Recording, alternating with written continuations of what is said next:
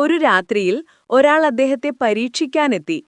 അവൻ പറഞ്ഞു, "ഞാൻ അല്ലാഹു തന്നെ, ഇനി നീ എനിക്ക് ആരാധനാ കർമ്മങ്ങൾ ചെയ്യേണ്ടതില്ല."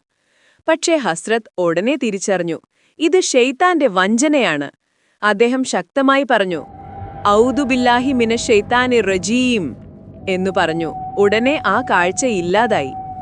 ഹസ്രത്ത് ശിഷ്യന്മാരോട് പറഞ്ഞു, ഷൈത്താൻ എപ്പോഴും വിശ്വാസിയെ വഴിതെറ്റിക്കാൻ ശ്രമിച്ചുകൊണ്ടേയിരിക്കും. ആരാണോ അല്ലാഹുവിനോട് ഉറച്ചു നിൽക്കുന്നവർ അവർ സുരക്ഷിതരാണ്. ഹസ്രത്ത് തന്റെ ജീവിതകാലം മുഴുവൻ സൂഫി മതവിശ്വാസത്തിന്റെ മഹാനായ നേതാവായി. ജനങ്ങൾ അദ്ദേഹത്തെ ഗൗസെ ആസം, മഹത്തായ രക്ഷകൻ എന്ന് വിളിച്ചു. അദ്ദേഹത്തിന്റെ വാക്കുകളും കരുണയും ആയിരക്കണക്കിന് ആളുകളെ നല്ല വഴിയിലേക്കു നയിച്ചു. പാഠം 1. സത്യസന്ധതയും അമ്മയുടെ വാക്കിനോടുള്ള ആദരവും മനുഷ്യന്റെ ജീവിതം മാറ്റും. 2. കരുണയും ദാനധർമ്മവും ഒരിക്കലും നഷ്ടമാകുന്നില്ല. 3. ഷെയ്ത്താന്റെ വഞ്ചനയിൽ നിന്ന് രക്ഷപ്പെടാനുള്ള ഏക മാർഗം അല്ലാഹുവിനെ ഉറച്ചു വിശ്വസിക്കുന്നതാണ്.